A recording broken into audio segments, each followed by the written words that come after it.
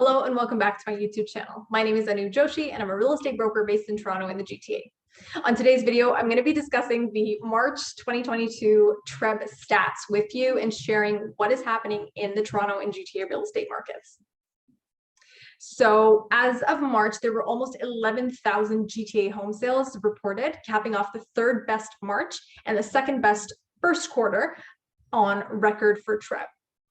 Tight market conditions continue to support a double-digit annual pace of price growth with an average selling price of about 1.3 million. Now, interestingly, the average selling price did dip slightly month over month. Back in February of 2022, we had an average sales price of 1.335, whereas in March, it was 1.299 or 1.3, which is interesting.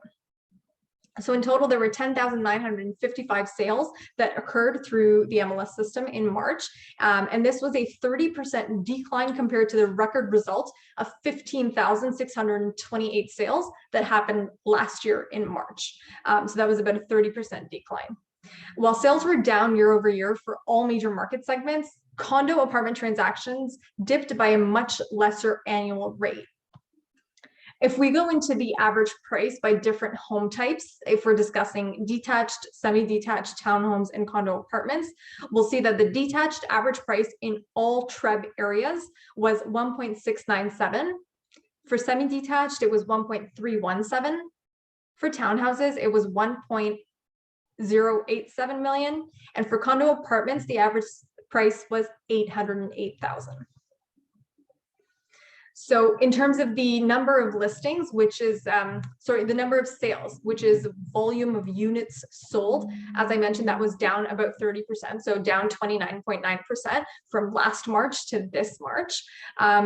In terms of the average prices went up 18.5% year over year. Right. So last March 2021, the average selling price was $1,097,000, and this March it was 1.299. In terms of the average listing days on market, it stayed around the same. Last March it was 10 days. This March it was 8 days. So very, very comparable and not much of a change.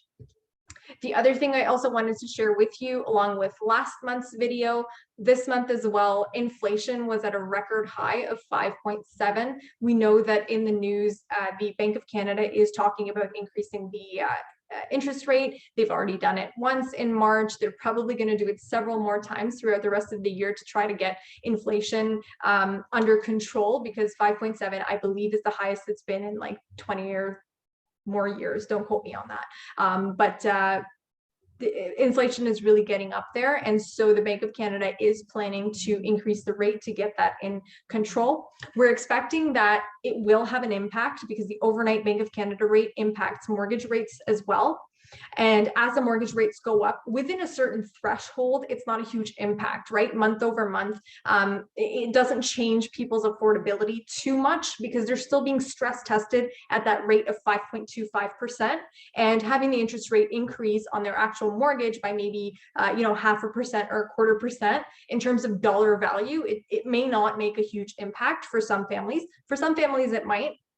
But in terms of qualification, it's not a huge difference. However, if we do see that the Bank of Canada increases the rate significantly and makes big jumps in the overnight interest rate, then that will start to affect both approvals, so how much you actually get approved for, and it will start to affect in terms of a bigger dollar value on month to month. So those that are on variable rates, keep that in mind. Those that don't have a mortgage yet but are planning to get a mortgage and are planning to go fixed, you're also looking at potentially a higher rate in the future. So also keep in mind what your monthly payments might look like. And if you're going for variable, keep in mind that monthly payments will likely go up, right, as the Bank of Canada raises their rate. So that was the quick March market stats report from TREB. If you guys have any questions about Toronto and the GTA real estate market, please don't hesitate to reach out. I will put all of my information down below, and I do make videos about market statistics, about housing, about policy, about new developments in the real estate industry in Toronto and the GTA. And if you guys have any questions, make sure you reach out. Thank you very much for watching my video, and I'll see you guys on the next one.